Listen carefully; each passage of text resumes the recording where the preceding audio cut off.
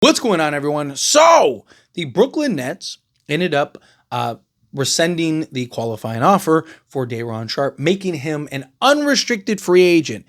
That's very surprising because he is a 23-year-old excellent type of center, right? He's not a true 7-footer, but he is a bull in the china shop, right? He is a guy that just excellent rebounder, excellent physicality. He's got a 7-foot wingspan with a 6'9" height, and a guy that can just he can bang with the big boys. He's got a really good nose and feel for the basketball.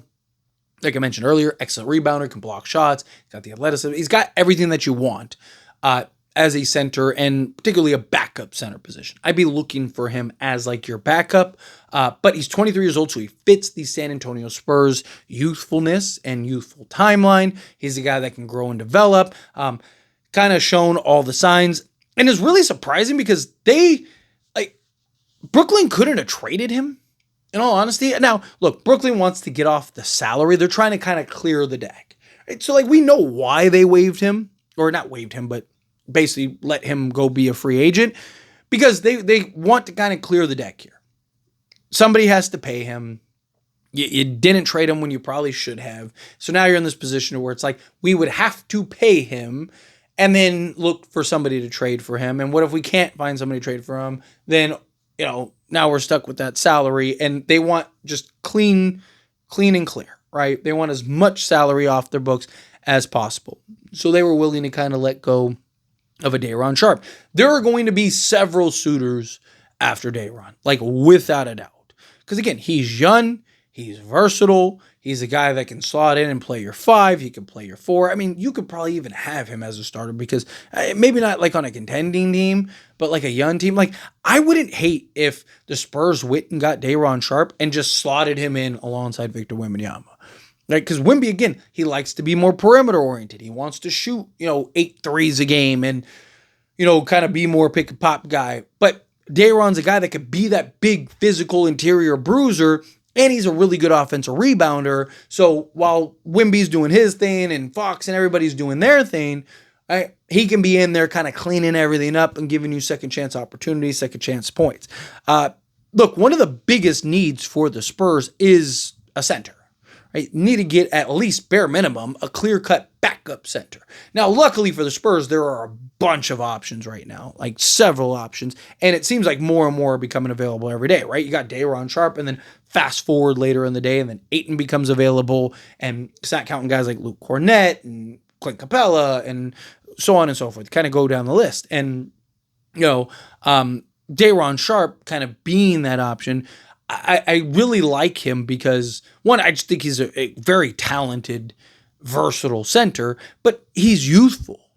Right? So, again, he's a guy that you can kind of bring up with your core, be a guy that, again, maybe you're not starting him right away, but 2 years from now, he might be your starting center alongside Wemby and Carter Bryant. And that's kind of like your front court. You got Carter Bryant at 3, you got Wemby at the 4, you got Day'ron Sharpe at the 5 with Castle and Dylan Harper. And that's kind of the 5 you're rolling with. And they're all young, they're all athletic, they're all versatile, they all can do multiple things out there on the basketball court. That is what I look at with this team, and I'm like, all right, there might be something brewing here. This might be something that could make a lot of sense for a San Antonio Spurs team if they could bring in a guy like Day'ron Sharpe. Right? But what does Day'ron bring? Right? Let's talk about it. So first off, again, 23 years old. He'll be 24 in November, so basically a month into the season, or a little less, 15 games into the season. Last year, he averaged 8 points, 6 rebounds, and 1.8 assists. We'll dive into that here more in depth here in a moment. Again, 6'9", 265. He's got a 7'1" wingspan. Gives you a guy that is very versatile in that regard, as I mentioned. And he's probably not going to break the bank. You're probably not paying him $15 to $20 million a year, right? He's probably looking at like a taxpayer mid-level at best. So you're probably making $5 million a year. So could you come bring him in, maybe break up your full mid-level stuff like that and just maybe get him in another piece? I mean, you can get him and Zaire Williams.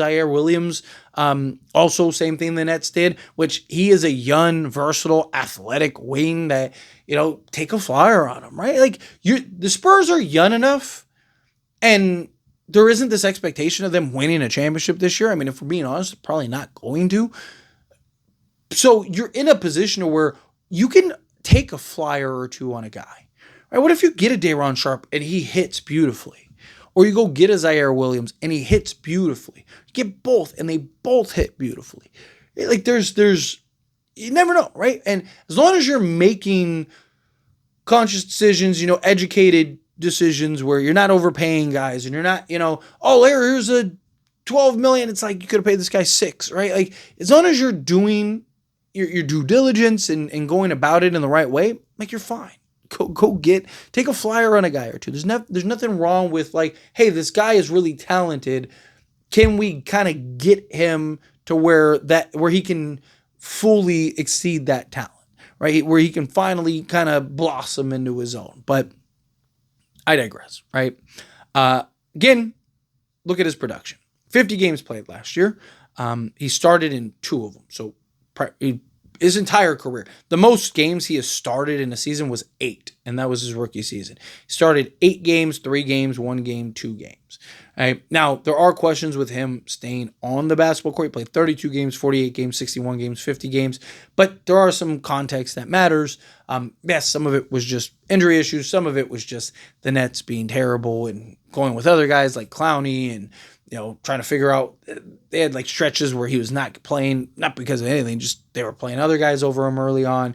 And then also tanking teams. So it's like, oh, hey, you have a sprained ankle and you're going to miss a week. Tell you what, take another week, right? Like those kind of things I think are important for context and things like that. But 50 games played, 18 minutes per game, 6.3 field goal attempts per game, shot 52.1% from the field. He shot on 1 attempt average, 24.4% from three-point range. He is a career 30% guy, but only on half of attempt. He's not a guy I'd want taking threes right now by any stretch. But I do like that he has shown the ability. He doesn't have a bad shot. It's something that you could work with him on. Still very young, like I mentioned. So he's a guy that you could work with him on and then maybe eventually be a guy that can, take 3 threes a game and can he give you, 1.5 on average, right? Something like that, or 1.2 where he's shooting 35% or whatever. That would be ideal. But again, right now, don't want him taking a bunch of threes. 2-point percentage on 5.4 attempts a game.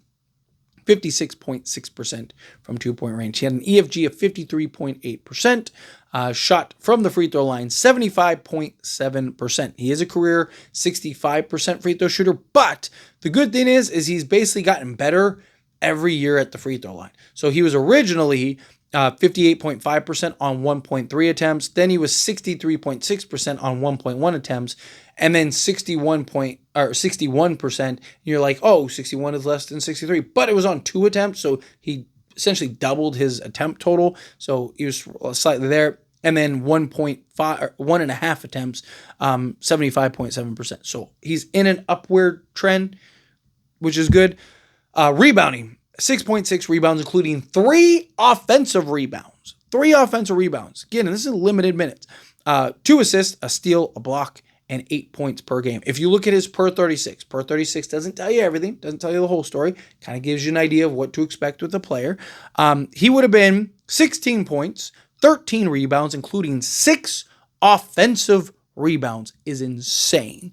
4 assists, 2 steals, 2 blocks. Basically, I rounded up the steals in a block, but yeah, basically 2 steals, 2 blocks.